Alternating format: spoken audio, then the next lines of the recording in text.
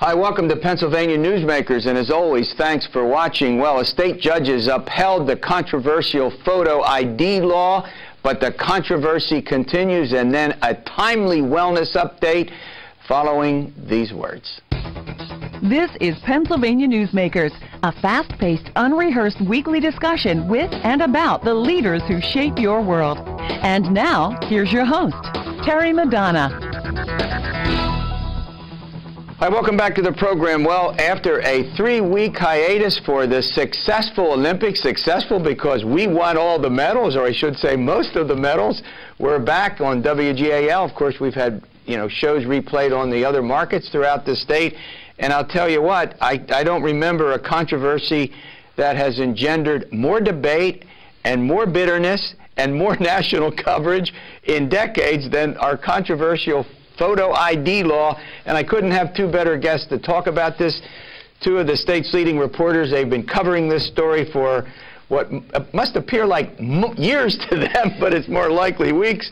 Amy Worden from the Philadelphia Inquirer and John Micek from the Allentown Morning Call. All right, journalists, I got that out. Amy, let's start with you. The judge didn't rule on the constitutionality. He gave no injunctive relief, saying it moves on. Talk about that. Right. Well, the judge basically said that he essentially denied a bid by lawyers representing a group of plaintiffs who sought to stop the law, saying it was discriminatory, and leading that charge was the ACLU. And the judge found that that essentially, the law was good. The law was good. It was fine. The legislature was within its power to enact it, and and we roll ahead. And we roll ahead. Now, John, I want to get into some of the features of it that I know both of you have talked and written a lot about. But just so we're clear about this, no injunctive relief. It goes where? We all know, but tell our viewers. It goes where. Just congratulations, by the way, on picking up the gold in the 4x100 relay. That was great for you. But I want a big moment. I want to tell you something. You watched every moment of the soccer. John has a blog, and you can get on his blog. He's a soccer freak. Go ahead. It's true. But in any case, from here, the case is literally, probably as we sit here recording this morning, there's briefing papers being filed in the state Supreme Court. The plaintiffs in the case made it very clear that they intend to appeal this decision. And they want this resolved before the election. So we're dealing with a very limited time frame here. You'd be curious to see if the Supremes decide to take this up and the speed with which they decide to take this up. There was one law professor telling me yesterday that if they move speedily on this, that might indicate some skepticism on their part by the law, or if there's a more leisurely sort of appeal period, that might mean that they might be more inclined to rule with the Commonwealth Court. They don't have to take this case up. I mean, it's a petition for appeal. They don't necessarily have to take it up. That's what I mean. Now, yeah. Amy, as some of our viewers may know, but some may not know, when it goes to the court, there's a very interesting dynamic there, right? Yes, indeed. Well, the 7-member Supreme Court is now down to 6, thanks to the legal troubles of one justice. And in that 6 is evenly divided, Democrat and Republican. So if it is in fact a tie, the ruling stays. It goes to the lower court. So, John, I guess a 3-3 tie, the ruling would be upheld. But we had one case where involved state redistricting, where Justice Castile, the Chief Justice, actually sided with the Democrats, right? That's right. So, I mean, it's just a big wild card when it goes up there. Would you both agree? We'll start with John. Get a wild card, right? It really is. I mean, there's no way to really divine which way they might fall on this. Again, the only clue I was given yesterday is the speed with which they might take this up. Good point. But as far as trying to figure out what way they're going to fall, no one seems to really know. But they've got a real timeliness problem here. I mean, once you get up, Amy, to about, let's say, 30 days before the election, all this machinery is in place, and I think Judge Simpson made that point. Go ahead. He did. He said the wheels are in motion here for election 2012, and to throw a wrench in it now would cause even more havoc. So that was actually one of the points that he made in his 70-page. I read it. I'm sure you both did. We got online and read it. Look, we're going to run to a break. I want to get into some of the details of this. I know a lot of journalists have been reporting this about what kind of photo ID and how controversial it is to for folks to try to get that ID, and whether or not it's possible for people under certain circumstances to gain the proper identification to vote. We'll be back in a moment. This broadcast of Pennsylvania Newsmakers is presented by the Pennsylvania Chamber of Business and Industry, the statewide voice of business. This broadcast of Pennsylvania Newsmakers is brought to you by BetterSaferRoads.com. To voice your support for safer highways and less traffic congestion, visit BetterSaferRoads.com. And by the Pennsylvania Manufacturers Association. Business in Pennsylvania is our business. Hi, welcome back to the program with Amy Worden and John Micek, two of the state's leading journalists. We're talking about the photo ID law. Hey, before I get into that, both of you are, you covered a lot. Do you remember a time? I mean, we know we had the pay hike in 2005, but that didn't break down by party. I mean, this is really bitter, John, isn't it? I mean, this is bitter. The two sides of, make no mistake, this was an intensely partisan debate, and that was a point that was argued in court by the plaintiffs, that the pretext for this law was, in fact, that it was an effort by Republicans to disenfranchise historically Democratic voters in a pivotal presidential year. Judge Simpson, in his decision, didn't subscribe to that point of view. He said, there are other lawmakers who don't feel the same way. But this law has unfolded in other states where there has been Republican majority control of some branch of government or a governor's office, and it's broken down bitterly along party lines. Yeah. Amy, let's talk a little bit about some of the forms that people, you've written about this, that some people will need. There's about a half a dozen or so. Just go through a couple of them for our viewers. Right. Well, this is an evolving process as we speak, Terry. But essentially, I mean, the A number one, you're good to vote is a PennDOT driver's license. But other forms of ID that are acceptable, with a photo on them, include military, student ID, government ID. The Department of State is now working on a kind of a last-ditch ID for people who have exhausted all avenues to getting the non-voting license photo ID out of PennDOT, but we don't know the details of that yet. And there's some issues within some of those alternative IDs, such as military and student, and government, in fact, that may or may not have expiration dates on them, which is critical. Yeah, well, that's for college students particularly, because a lot of college campuses, we're a huge importer of students from, different states. And a lot of colleges don't have an expiration date, which means they'd have to do that. I think they'll take care of it, but there are, obviously some cost to that, and maybe not all colleges will do it. But look, in the end, we still don't know for sure, even though the judge said, 1% of the voters might be affected. Did he say that? Actually, I thought he said that or close to that, something like that in the decision. He said 1% may be low, 9% may be high. Okay. I think he was leaving some. So I mean, if you're talking about 1%, you're still talking about 89 to 90,000 voters who could potentially fall through the cracks here. But it's been a moving target. I mean, at one point we've heard as many as 758,000 or 1 million voters could be disenfranchised. Right. No one really seems to know, and the plaintiffs tried to argue in their case that the state really doesn't have an adequate fallback plan to make sure that nobody falls through the cracks. In his decision, Judge Simpson said, the people who have trouble obtaining ID, some of the witnesses that the plaintiffs presented at the hearing, even if they can't present ID at the polling place, that they can vote by absentee ballot or vote by provisional ballot. So his argument was that even if they don't have that, there's still these fallback measures. In a teleconference the other day, the plaintiffs' lawyers took issue with that reasoning. In absentee balloting, for instance, you have to provide an actual justification or certification for why you can't be there. With provisional balloting, you still have to come back within 6 days and prove your identity. So even if you vote provisionally, 2 weekend days. Yeah, go ahead. That includes the 6 days after the election day, which is a Tuesday, includes a weekend. Yeah. So in essence, you're really down to 4 days. 4 days. Okay.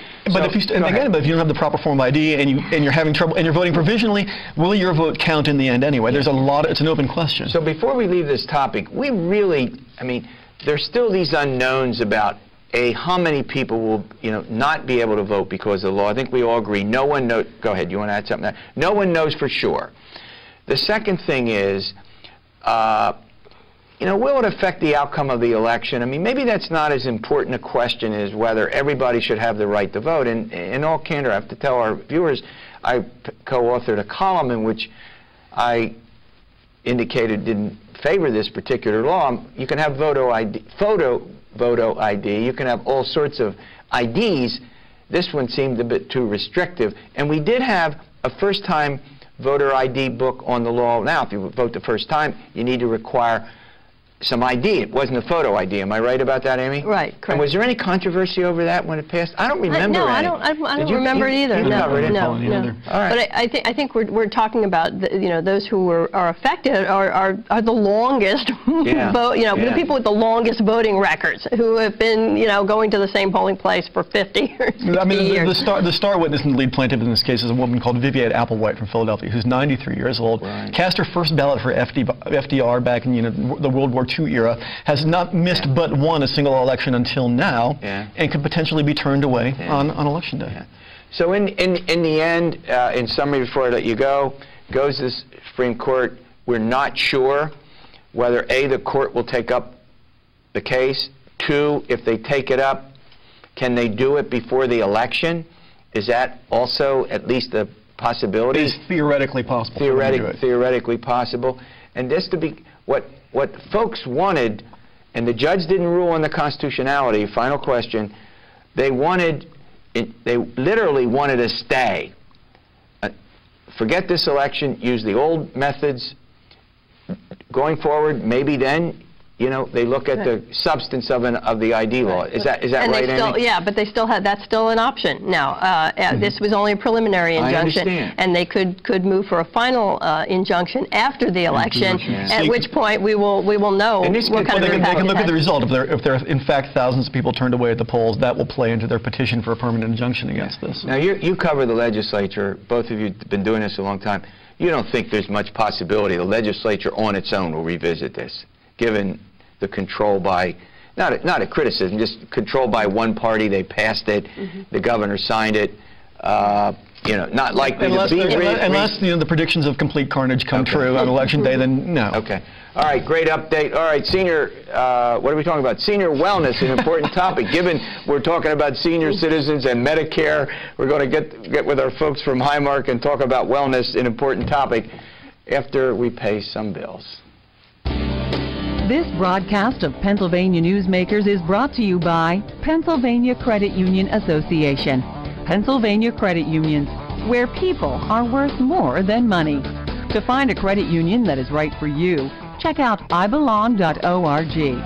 And by the Energy Association of Pennsylvania, Pennsylvania's energy information source. This broadcast of Pennsylvania Newsmakers is presented by the State System of Higher Education, 14 state-owned universities. The state system is the largest provider of higher education in Pennsylvania. And by the Hospital and Health System Association of Pennsylvania, working towards a healthy Pennsylvania.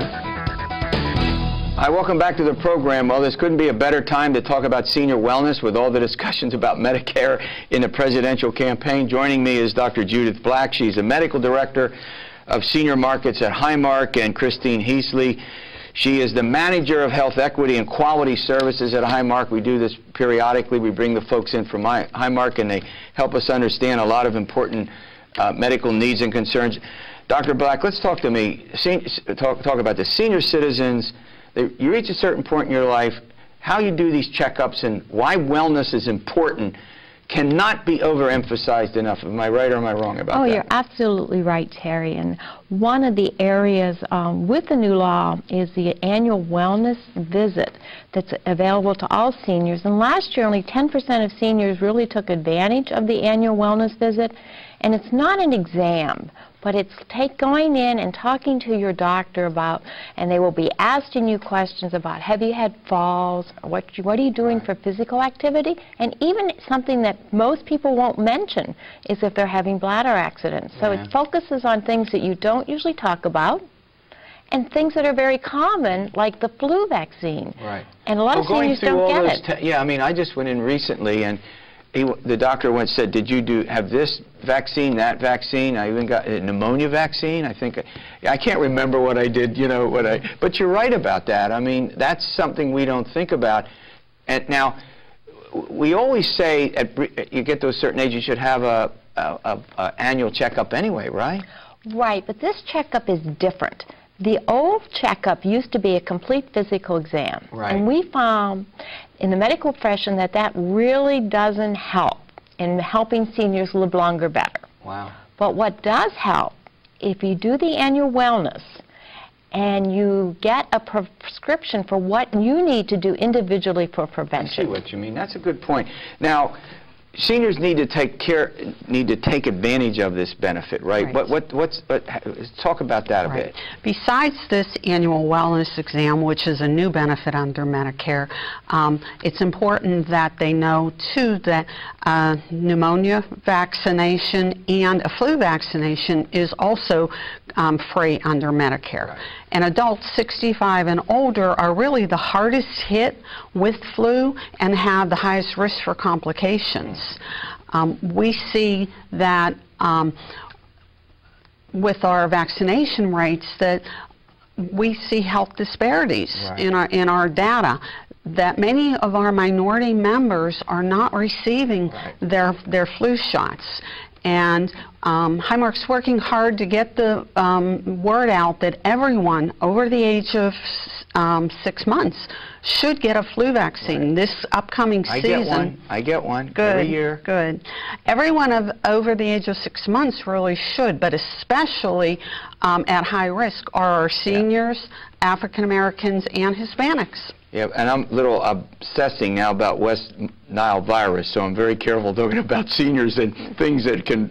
Look, one of the things that you all talk about is how to navigate this complicated health system. What are your sort of advice to viewers here? Number one advice is make sure you have someone with you. If you're seeing your doctor, or you're in a hospital, that also hears what the instructions are. Oh, because so a health at a certain age we don't remember things? Is that what you're... No, that's okay. That's true. You know, it's not even that you don't remember, but even if you're younger and you're hearing perhaps bad news, you just don't hear everything. So one of the things that we're doing is making sure that seniors have a health partner at Highmark that we share information with. Good point. Good point. And to add to that point, health information is so complicated, and the ability to read, understand, and then act on healthcare information is called health literacy. Right. And low health literacy is very common, and it's especially difficult to understand when you're sick or you're dealing with a chronic condition like many of our senior citizens. All right, look, we're going to run to a break. When we come back, I want to ask Dr. Black about, you know, what you all should know about insurance companies and what they're doing to try to improve the quality for senior health care. We'll be back in a moment.